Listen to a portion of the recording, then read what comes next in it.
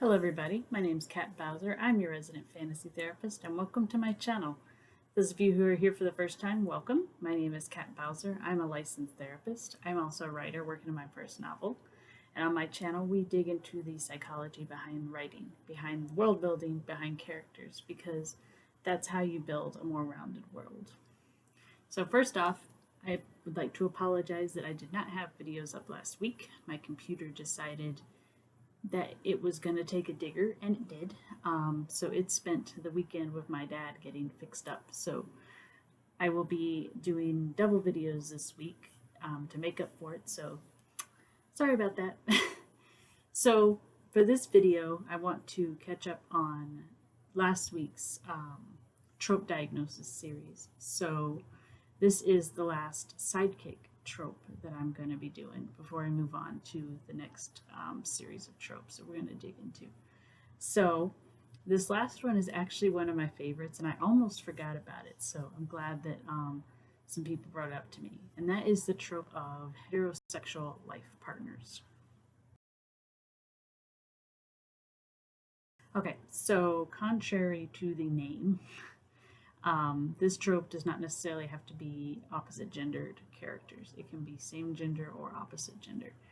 And basically what this trope is essentially two characters that share a sibling-like bond, but not a romantic one.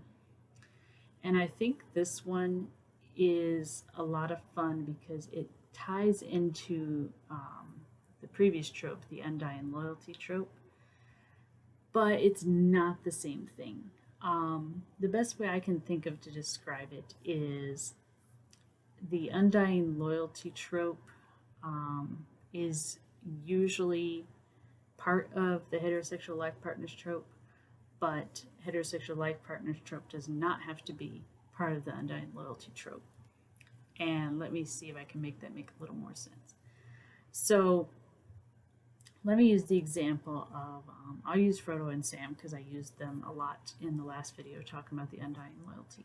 So basically, I would call Sam probably fitting into a heterosexual life partner trope in that he sees himself as Frodo's protector, his close friend, someone that is going to be there for him through everything. Frodo, while being loyal to Sam and appreciative of Sam, doesn't have quite that same kind of bond that Sam, I think, has to him. Because the heterosexual life partners is essentially, honestly, it's essentially a BFF. It's somebody that you have a brother or sister relationship with that you can call at any time of day, that is always going to come and help you out, but they're probably going to tease you about it while they do it. I think Robin and Kid Flash are really good when I think about this trope because they banter and they tease and they pick on each other constantly. But if things get rough, then they're still there for each other. They're still going to depend on each other. Yeah? Dude, where are you? Confidential mission, from Batman. Wow, you know what I'm doing? Making a bologna sandwich, kinda like you just did. I talked to Tornado. You guys are not on a mission. Not an official one, anyway. A friend. Jack Haley. The circus guy? From your old Flying Grayson days? Yeah. I know what that circus means to you. It's where you grew up. It's where you lost your... I left you behind because you know my backstory. I didn't want my best pal questioning my objectivity. Dude, that's what a best pal's for. But this is, I think, where the big difference between a romantic relationship and a platonic relationship comes up. And that is, a platonic relationship is more likely to call you on your shit. And there's actually a reason for that. It's still something that we don't entirely understand, but from a psychological point of view, a romantic relationship, you generally are a little more cautious about feelings in a romantic relationship. And what I mean by that is you're not going to tell someone like bluntly, hey, I think you're being an idiot. You're going to tell them in a different way by like saying, hey, maybe we should try it this way or that way.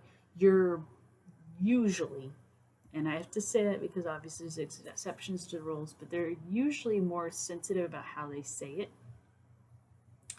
Platonic relationships don't have that problem because there isn't romantic feelings to save.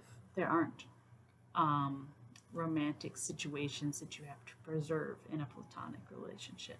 So most of the time you're going to get characters that are very blunt, very forward with each other, like, hey, you going after said monster of the day is stupid. You're being an idiot. Stop it. Those are the kind of things that you're going to see in a heterosexual life partner's relationship, is them calling each other out, them getting into verbal fights, sometimes physical fights, but always coming back and staying loyal to each other and making up at the end. And I think that this is one of my favorites because I am a huge fan of platonic relationships, because ideally, if you're going to have a really long lasting romantic relationship, it should also have a platonic relationship inside of it. Because you should be friends first and then romantic partners. But that's another topic for another day. But anyway, so when I'm reading a story that have two characters that are best friends, that are supposed to be these brotherly bond with each other, I better see them fighting.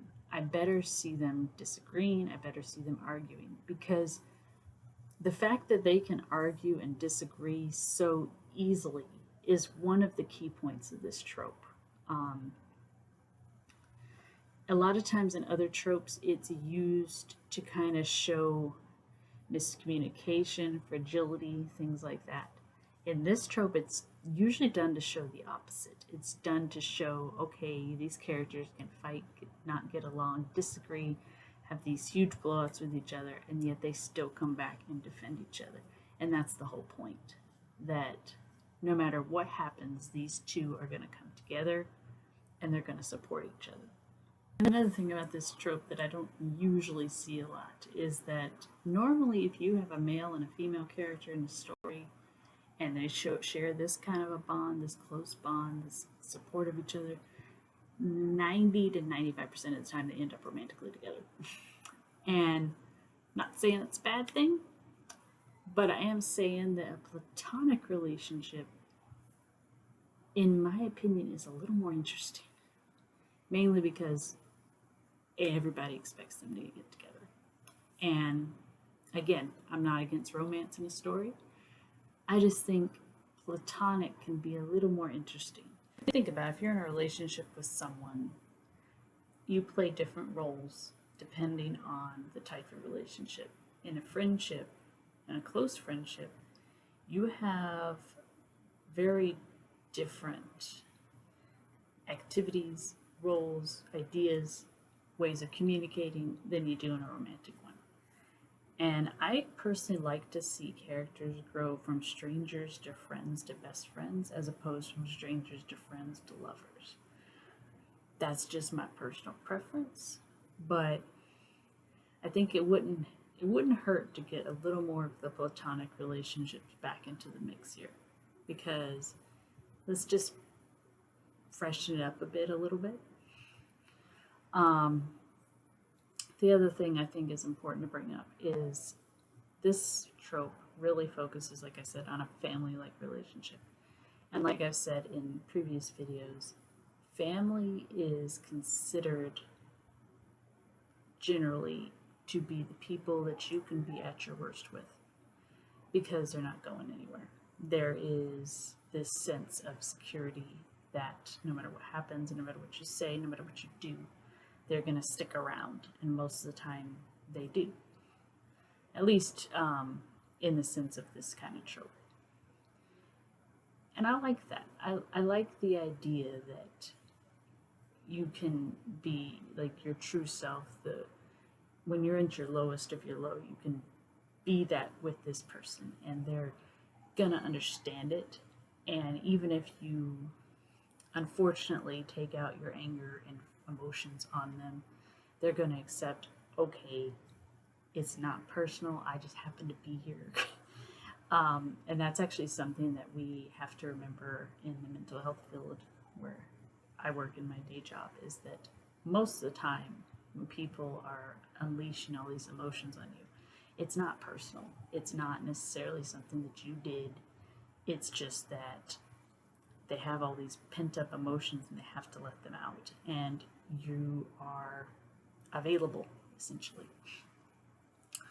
But in the terms of relationship and a story, having someone that you can do that with, who will constantly say, okay, I understand that you were letting off steam, let's move on from that. And then you have usually an exchange of, I'm sorry, I got in your face kind of thing, and then they move on. And I just like that there is such this understanding and connection that literally all you have to say is, hey, I'm sorry I lost it at you, and then they move on with their lives.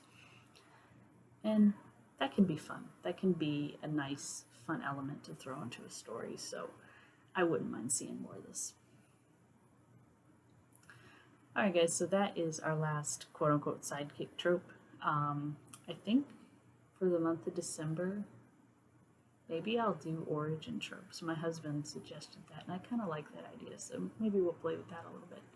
So, as always, if you guys have comments or suggestions, feel free to leave them below. I always love checking them out. And if you guys like this kind of content, make sure that you hit that subscribe button and that bell so you know when I upload. Unless something like this past week comes up, I upload every Thursday, every Sunday. So I will see you guys in the next video.